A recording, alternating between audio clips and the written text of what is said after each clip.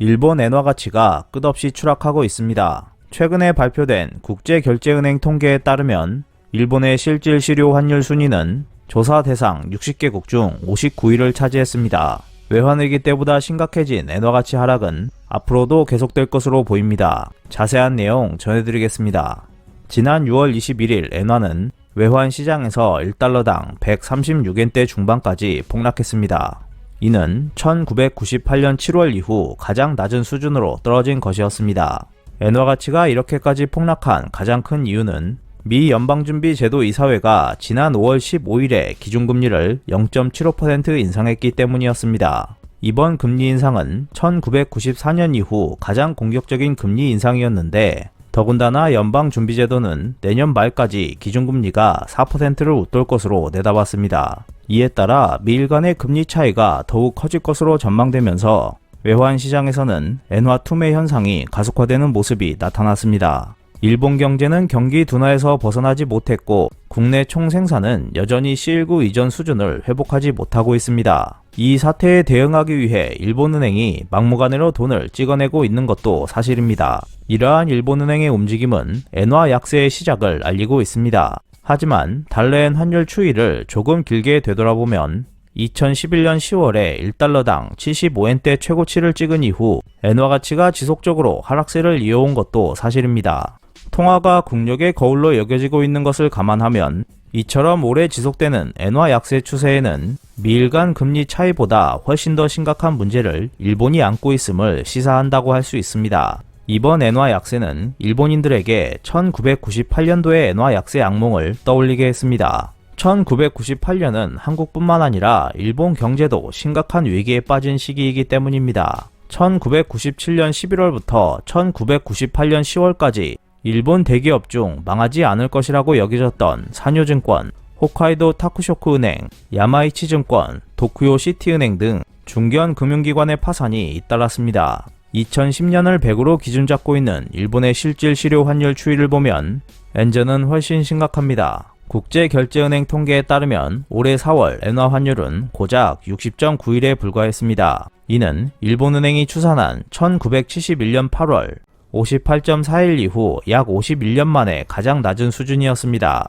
1971년 8월은 달러와 금의 교환을 정지한 닉슨 쇼크가 있었던 시기여서 일본이 고정 시세제를 폐지한 달입니다. 그리고 올해 4월에 기록한 일본의 실질 실효 환율 60.91 값의 순위는 국제결제은행이 공표한 60개국 가운데 아르헨티나 페소 65.7에 이은 59위였습니다. 엔화보다 약한 것은 47.8을 기록한 최하위인 터키 리라뿐이었습니다. 실질 실효 환율은 달러와 엔화 등 특정 두 통화뿐만 아니라 모든 통화와 엔화의 환율을 교역액 등으로 가중 평균한 값입니다. 이는 각국의 물가 동향도 반영하는 구조로 되어 있습니다. 엔화 가치가 장기적으로 하락하고 있는 배경은 아베노믹스 정책으로 무작정 찍어내고 있는 엔화뿐만 아니라 일본의 경제력에 대한 국제적인 평가가 내려간 것이 영향을 주고 있다고 볼 수 있습니다. 1998년 10월 당시 일본의 실질 실효 환율이 112.85이었으므로 현재 일어나고 있는 엔저가 얼마나 심각한지 알 수 있습니다. 올해 4월의 엔화 가치는 24년 전 금융위기 때보다 절반 가까이 떨어졌다는 것을 알 수 있습니다.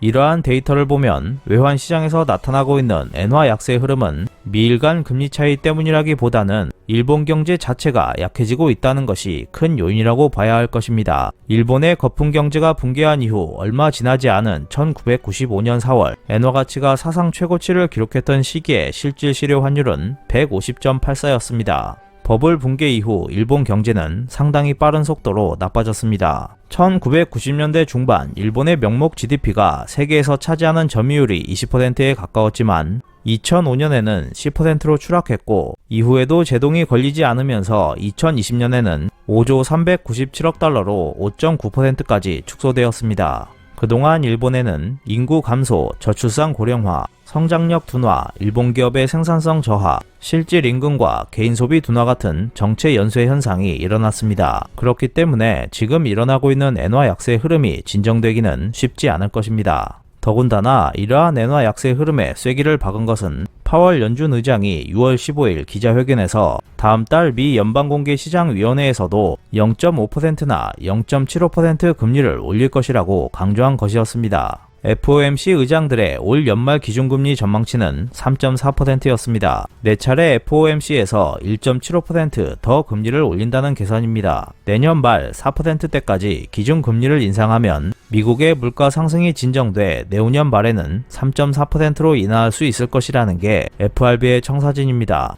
반면 일본은행은 지난 6월 16일과 17일에 금융정책 결정 회합을 개최해 대규모 금융 완화를 계속할 것이라는 결정을 했습니다. 일본은행의 결정은 개인의 금융 사정에 비유하면 카드 돌려막기나 다름없는 것이었습니다. 일본 경제에 큰 변화가 일어나지 않는 한 일본은 카드 돌려막기의 결말을 맞이할 수도 있습니다. 일각에서는 FRB의 과감한 금리 인상 효과로 미국 경제가 둔화되는 사태가 벌어지거나 FRB의 금리 인상 시기를 버틴 후 금리 인하 시기가 되면 엔화 가치가 다시 상승하게 될 것이라는 말도 나오고 있습니다. 하지만 반대로 1998년 시기에 147엔대나 1990년대 시기에 160엔대보다도 엔화 가치가 더 하락하게 될 것이라고 보는 경제학자들도 적지 않습니다. 물론 엔화 약세의 이점을 누리는 일본 기업과 일본인들도 존재합니다. 일본의 대표적인 수출 산업인 자동차 회사나 해외에서 사업을 영위하고 있는 종합상사, 외화금융 등 외화 표시 금융 자산을 많이 갖고 있는 사람들입니다. 이들 기업이나 사람들이 엔화 약세 전과 같은 수출량, 매출, 금융소득 등을 확보할 수 있다면 엔화로 교환할 때 환차익을 얻을 수 있습니다. 예를 들면 도요타 자동차의 경우 1달러당 115엔으로 수익 계획을 책정하고 있기 때문에 환율이 평균적으로 130엔대 흐름을 보이면 올해는 6,750억엔의 환차익이 발생할 것입니다. 하지만 도요타와 비슷한 규모로 제조 거점을 일본 내에 남겨둔 기업은 예전과 비교해 감소했습니다. 그간 일본 기업들은 중국이나 베트남 등 해외로 공장을 이전했기 때문에 예전처럼 엔화 약세의 장점을 누리는 곳은 적어지고 있습니다. 오히려 엔화 약세는 제품과 원자재의 수입 원가 급등분을 전가하기 어려운 소매업과 연료비 급등에 시달리는 물류 사업자 등에게 단점으로 여겨졌습니다. 그리고 물가 상승에 걸맞은 임금을 받지 못하는 일본인들에게도 엔화 약세는 큰 단점으로 다가갔습니다. 더군다나 엔화 약세는 일본의 수출을 유리하게 하기보다는 무역 수지 적자를 키우고 있습니다. 실제로 지난 6월 16일 NHK 보도에 따르면 일본 재무부가 발표한 5월 무역 수지는 2조 3,847억엔 적자였습니다. 이는 비교 가능한 1979년 이후 과거 최대 적자액이었습니다. 일본의 무역 적자는 10개월 연속 이어지고 있습니다. 스위스 국제경영개발대학원 IMD는 지난 6월 15일 2022년판 세계 경쟁력 순위를 발표했습니다. IMD는 조사 대상 63개국 중 일본 순위를 지난해보다 3단계 낮춰 역대 최저인 34위로 끌어내렸습니다. 한국 27위, 싱가포르 3위, 홍콩 5위, 대만 7위, 중국 17위 등 주요 아시아 국가들에 비해 현저히 낮은 수준이었습니다. C19가 발생하기 전 일본은 국가 경쟁력을 회복하기 위한 방법으로 방일 관광객 수 확대를 목표로 잡았습니다. 아베 전 총리는 도쿄올림픽을 계기로 방일 관광객 4천만 명이라는 목표를 달성하려 했습니다. 이러한 아베의 계획은 2016년도부터 진행되었고 2030년에는 방일 관광객 수 6천만 명, 소비액 15조엔이라는 목표를 달성할 것이라고 했습니다. 하지만 아베의 야심찬 관광 정책을 뒤돌아보면 이제 기술로 경쟁이 안 되다 보니 관광객으로 경기를 살리려 했던 것이었다는 것을 알 수 있습니다. 앞으로 C19가 완화되고 세계 경제가 예전처럼 회복되면 방일 관광객이 늘어날 수 있습니다. 그렇게 되면 일본은 관광객이라는 단맛을 잊지 못할 것이기 때문에 기술 경쟁에서 더욱 밀려나게 될 것입니다. 일본과 같은 관광 대국이 되지 않으려면 인구 감소를 막고 생산성을 개선할 필요가 있습니다. 기술을 바탕으로 한 성장력이 뒷받침된다면 한국은 필요할 때 주저없이 금리를 올릴 수 있는 경제 체질을 갖게 될 것입니다. 이상 피커TV였습니다.